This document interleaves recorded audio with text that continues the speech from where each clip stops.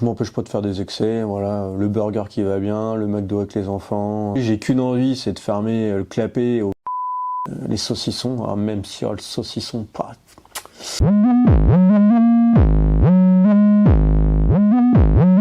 Le médecin, non, pas plus que début mai où bon, grosso modo il peut pas faire grand chose. Je suis dans le bon âge, je suis en bonne forme, voilà, tous les critères vont bien, donc là j'ai rien fait d'autre.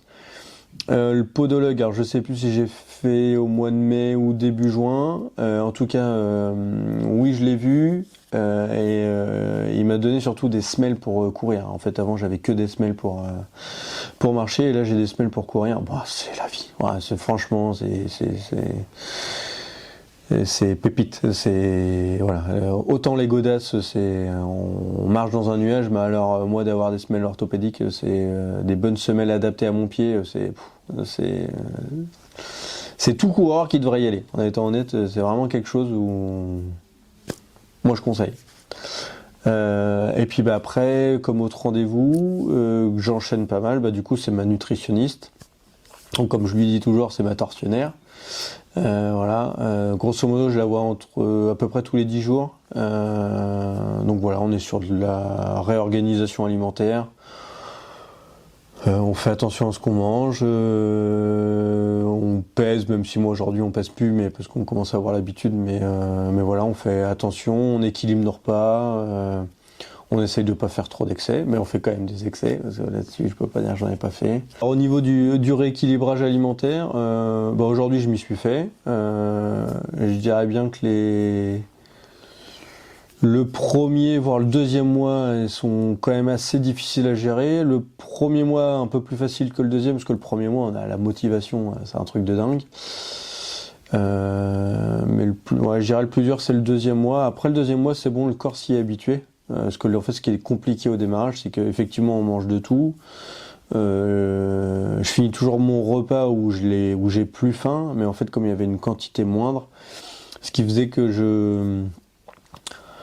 j'avais faim tôt, et comme je fais des grosses journées, j'avais beaucoup de mal. Mon corps avait beaucoup de mal à s'adapter. Là aujourd'hui, ça se fait naturellement.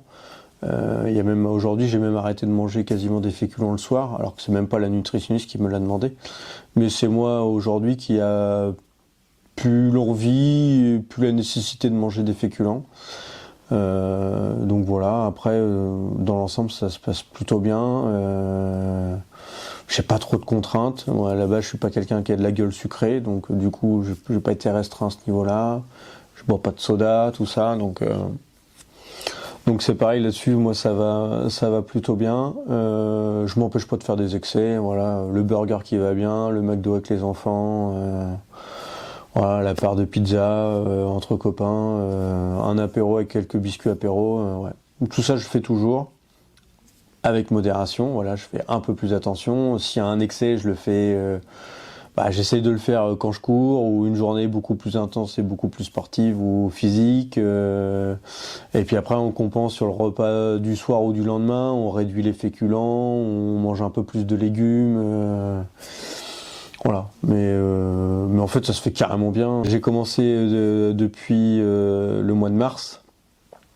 Et donc ouais, là je suis passé de 101 kg à 87. Et aujourd'hui je suis totalement habitué.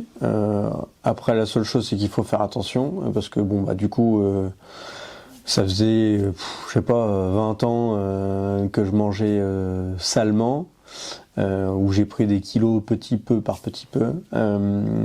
Et donc aujourd'hui mon organisme il a enregistré ça. Donc là, il faut que ma restriction elle se contraigne encore sur plusieurs mois, voire une année ou deux, pour qu'après ça redevienne naturel. Le plus dur, en fait, c'est de se motiver à se dire je prends pas ça.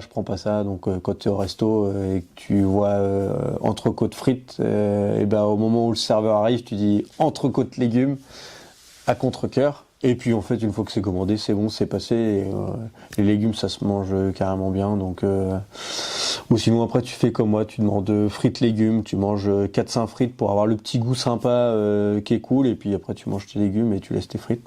Du coup, je perds du poids, pas en très grande quantité, mais j'en perds régulièrement, petit à petit. Voilà, tous mes 10 jours, j'ai ma balance, donc mon poids sur la balance est de moins en moins lourd. Donc voilà, je pense que l'objectif des 81 kg devrait être atteint cette année sans problème. Et puis si c'est pas cette année, ce sera l'année prochaine et puis c'est pas grave.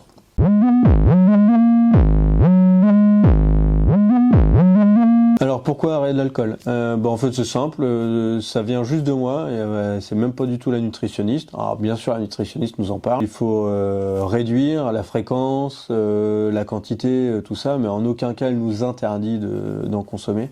C'est plutôt moi qui a fait ce choix-là. Voilà, j'ai toujours été un bon vivant. J'ai toujours bien aimé l'alcool, même s'il faut prendre avec modération, hein, parce que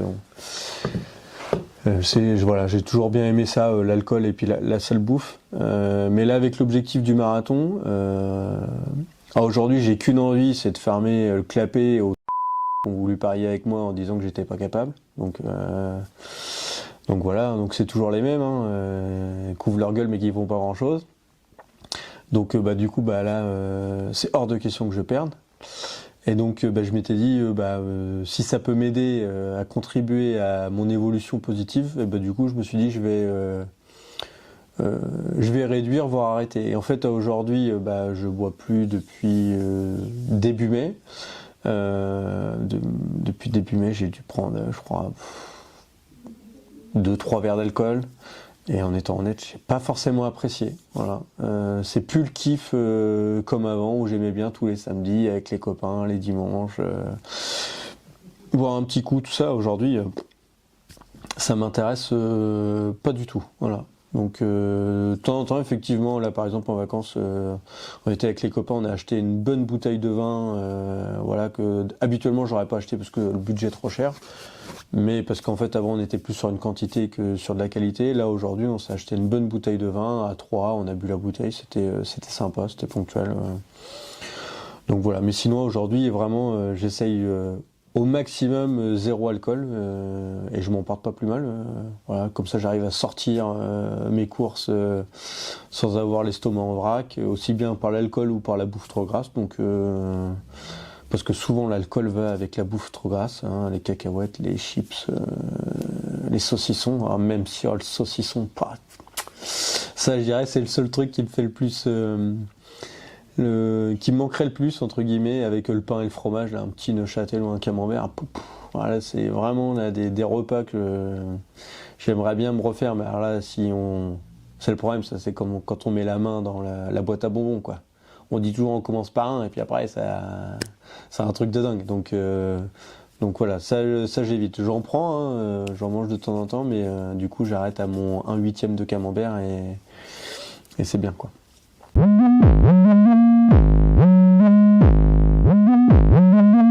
Voilà, j'en ai un en tête, mais un truc de dingue. Donc c'est fin juin, début juillet. On a une grosse période de chaud chez nous.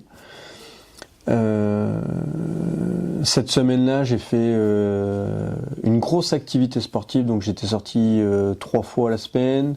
J'avais fait 1 ou 2 séances de muscu et j'avais fait du karting. Donc grosse séance où tous les jours je faisais du sport, plus mon rééquilibrage alimentaire. Et en fait, tout content d'aller voir ma nutritionniste, parce qu'en fait moi je me pèse pas à la maison. Donc je me pèse qu'une fois tous les 7-10 jours avec elle. Et donc du coup, content de l'avoir pour dire bon là cette semaine j'ai tabassé, normalement ça devrait se voir sur la balance. Et là, manque de bol, j'ai dû perdre 200 ou 300 grammes. Donc un peu dégoûté, un peu le moral dans les chaussettes au moment où elle m'annonce ça. Je me dis merde, putain, c'est quand même fou de se faire chier à faire des efforts, à faire des fois quelque part des sacrifices pour se dire bah merde j'ai perdu que 200 ou 300 grammes. Et du coup l'avantage d'être avec un professionnel c'est que du coup il y a une analyse qui est faite et donc on prend le taux de masse graisseuse, la bonne et la mauvaise graisse, la graisse autour des organes, le taux de muscle et aussi on prend le taux d'eau dans le corps. Et en fait, ce qui a été surprenant, c'est qu'en fait, je ne buvais pas assez. Et du coup, j'avais dû perdre, je crois, 2,6 kg de graisse. Mais j'avais pris énormément d'eau. Et donc là, c'était quand même surprenant, parce qu'en fait, là, elle me dit, en fait, ton corps a stocké de l'eau, et donc du coup, c'est pour ça que ton poids n'a pas changé, mais en fait, réellement, tu as perdu beaucoup de gras, donc c'est bon, donc il te suffit de boire. Bon, moi qui est quand même un peu terre à terre, un peu de mal à comprendre en disant, faut que tu boives plus d'eau pour perdre du poids, sachant que là, comme j'avais eu des grosses activités et grosses chaleurs chez nous, elle me dit, bois entre 2,5 litres et 3 litres d'eau par jour. Et là, je me dis, merde, 1 litre d'eau égale 1 kilo. Si je dois boire 3 litres d'eau, donc 3 kilos par jour, je me dis, mais c'est pas possible, c'est un truc de dingue. J'ai jamais perdu de poids. Bon, je me suis dit, je vais quand même écouter ma tortionnaire. Et là, je me dis, ok, je vais boire mes 3 litres d'eau. Donc, je bois mes 2 litres et demi, 3 litres d'eau par jour. Il se passe 7-10 jours, et là, je vais chez la nutritionniste et j'ai perdu 2,4 kg. Voilà. Et en fait, toute l'eau que j'avais stockée, je l'ai perdue instantanément en 7 jours. Donc c'est vraiment la chose qui m'a surpris. Donc en fait, il faut boire beaucoup pour pas que notre corps stocke de l'eau. En fait, notre corps est très intelligent, même plus intelligent que nous, en fait, en règle générale. Et donc lui, il se dit, mon gars, tu veux pas t'hydrater, pas de problème.